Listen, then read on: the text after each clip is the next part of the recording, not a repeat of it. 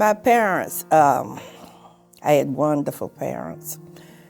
My father was a World War II veteran. He enrolled in Morehouse College in Atlanta. My mother, on the other hand, by that time had graduated from Fair Street, and my grandparents had sent her to Nashville, Tennessee, to business school. And my grandmother got sick. So she was the only child, so she had to come home from school to take care of my grandmother.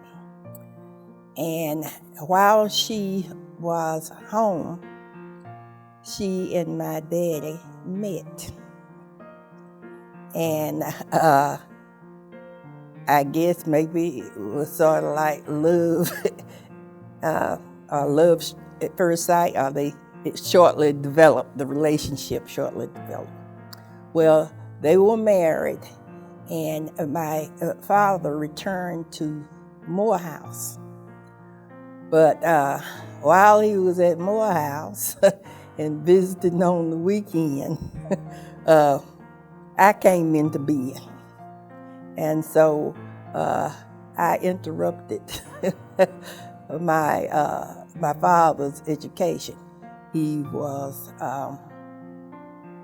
finished his sophomore year, but he did not return to Morehouse after my mother became pregnant with me.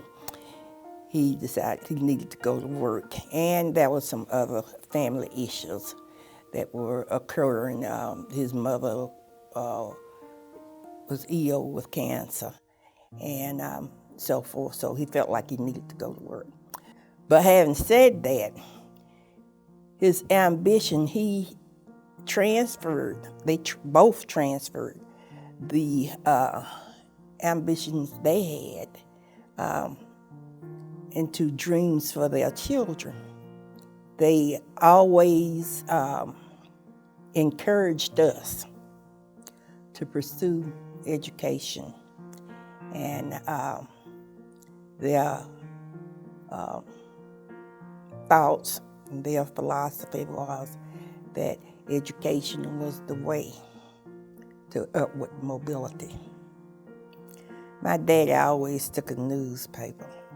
A lot of times he would read the paper, and then he would, when I got to be a teenager, he sometimes pass that paper over to me. He said, "Read that.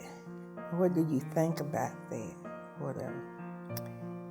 And of course, we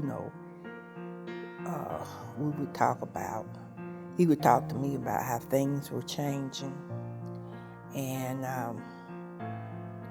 how we would have to be prepared for things to change and whatnot.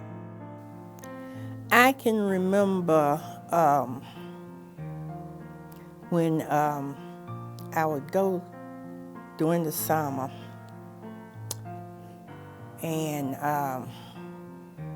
during some holidays to stay with my grandmother. At that time, they had local buses. And so when she wanted to come to Gainesville, we would stand out on the highway and flag the bus down, and we'd catch the bus. It was a Greyhound bus, but it was local. And we'd catch the bus into Gainesville. But we always sat near or in the back. So I always knew, that if we were going to catch the bus, that we would have to make our way to the back. And it didn't matter that the bus wasn't filled or anything. You just knew that you were to go to the back. probably that is my first indication. That was my first indication of racism. As a teenager, I graduated from high school in 1966, so I came of age during the Civil Rights Movement. So that by the time in 1966, when I finished all black E.E. Butler, Gainesville College was opening up.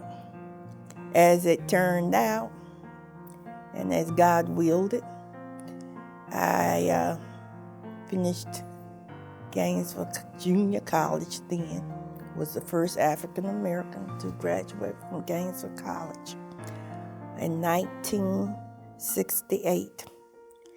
And because of some of the professors there, and God has always been gracious enough to have people that have been set aside to give me and others a helping hand. And because of those professors,